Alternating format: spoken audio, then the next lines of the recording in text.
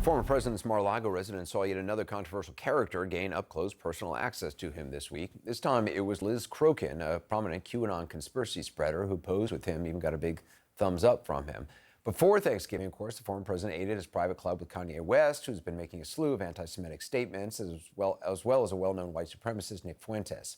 Now, that raised a lot of questions about who gets cleared for entry, let alone who's granted extremely close access to Trump, which brings me to someone else spotted at Mar-a-Lago multiple times last year, an alleged fake heiress who claimed to be from the Rothschild family and is now under investigation by the FBI. Randy Kay has new developments tonight.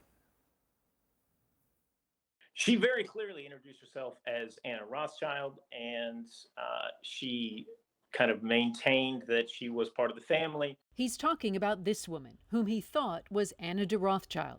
John Lefebvre, an investment banker and guest at Mar-a-Lago, says he met her at the club last year, just before Mother's Day.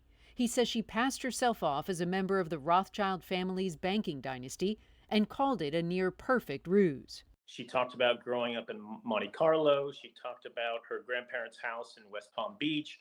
She talked about family investments in the Dominican Republic and the Bahamas. The Pittsburgh Post-Gazette and the Organized Crime and Corruption Reporting Project were first to report the woman's alleged caper at Mar-a-Lago, which former President Trump calls home. They say she visited there at least 5 times last year. And new reporting by the Gazette and OCCRP has revealed possible ties to a Russian gang enterprise with a history of money laundering. This is video they obtained of her driving up to the Mar-a-Lago club's front doors. She's wearing designer clothes. She's got the gold Rolex watches. She's wearing Van Cleef & Arpels, bracelets. The Post-Gazette and OCCRP reported that numerous records have been turned over to the FBI as part of the investigation.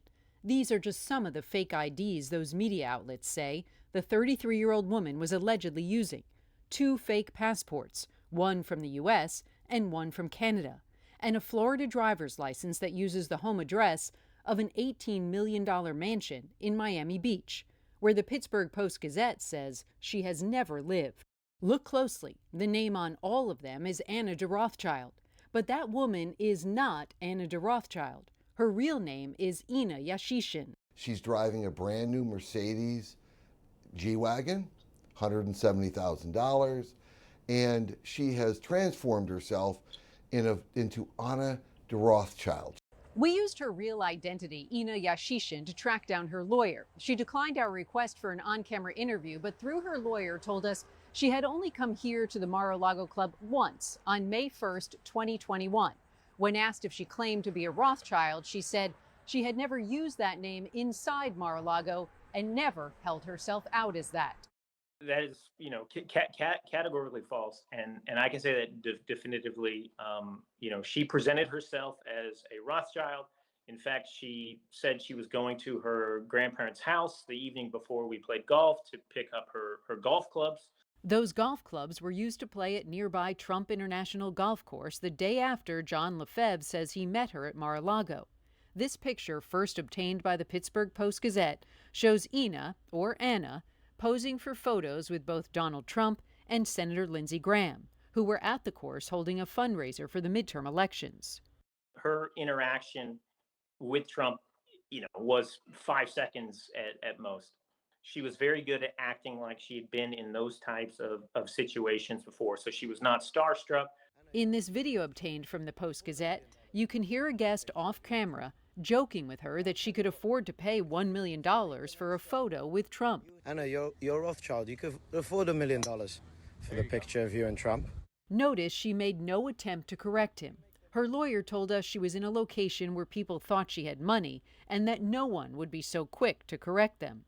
Another video from that same day, shared with us by the Pittsburgh Post-Gazette, shows her at an event at the golf club where she sat just feet away from Trump, who was at the podium. After that golf tournament on May 2nd, 2021, the woman allegedly posing as Anna de Rothschild went out for dinner with a group of Trump supporters. The Pittsburgh Post-Gazette shared this photo with CNN. That's her in the back, standing behind Don Jr.'s fiancée, Kimberly Guilfoyle. The man standing all the way to the left is John Lefebvre, who told me he first met the woman at the Mar-a-Lago pool. And the woman's lawyer also confirmed she attended a fundraiser for former Missouri Governor Eric Greitens during the same week. It was held at a Palm Beach mansion owned by Trump. We reached out to Trump, Eric Greitens, and Lindsey Graham for comment, but they didn't respond. The FBI also declined to comment. But the woman's visit to Mar-a-Lago does raise all kinds of questions about security, given the club is also the former president's home, where classified documents were discovered in his possession back in August. I was surprised at how little there is in terms of real bona fide checking of who comes in and out of Mar-a-Lago. Mr. Trump is no longer the president, but he is a man who's running for president, and he has all top leaders from all walks of life. Former Secret Service agent John Wackrow told me security at Mar-a-Lago likely didn't do a background check on the woman, and that there are different security levels for the Mar-a-Lago club versus the former president's residence. The U.S. Secret Service referred us back to Mar-a-Lago. So who is the real Anna de Rothschild? How did she get past security? And what was she doing at Mar-a-Lago? If she's not the woman that she says she was, what were you able to learn about her? She was born in a small town in Ukraine, poor. She came over here with her family, an immigrant family, first generation. Her father's a truck driver in suburban Chicago. Her mother cleaned doctor's offices. The woman's lawyer, Andrew Smallman, tried to set the record straight. He told me the only time his client went through the security gate at Mar-a-Lago was on May 1st last year, and that she didn't show any ID.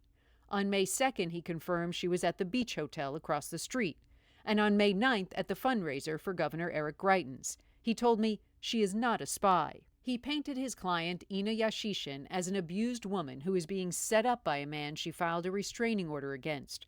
Her lawyer said the passports with her photo aren't real, they're PDFs, and that someone created them with her picture on them.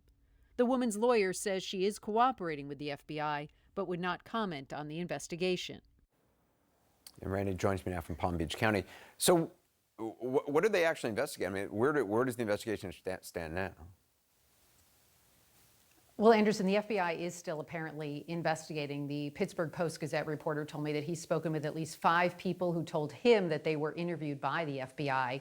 I reached out to Secret Service. They didn't have much to say, but they had issued a statement to CNN saying in part that they provide the highest levels of personal safety and security. They also noted in that statement that the Mar-a-Lago club is separate from, it's a private club, and it's separate from Trump's residence, of course, and they directed us to the organizers at the club to ask about access in terms of who gets in to that club. But no question, Anderson, security is a challenge there, given that it's a private club and Trump's residence as well. But if you look at this woman, she was able to go there and just breeze right past security, no questions asked. She didn't show an ID, according to her lawyer. And that raises a lot of questions, of course, because, you know, at this time, there were those classified documents in Trump's possession at Mar-a-Lago in his personal residence. So certainly a lot of people wondering who gets in and who gets access, and it's a real concern, Anderson. Yeah, Randy Kay, appreciate it. Thank you.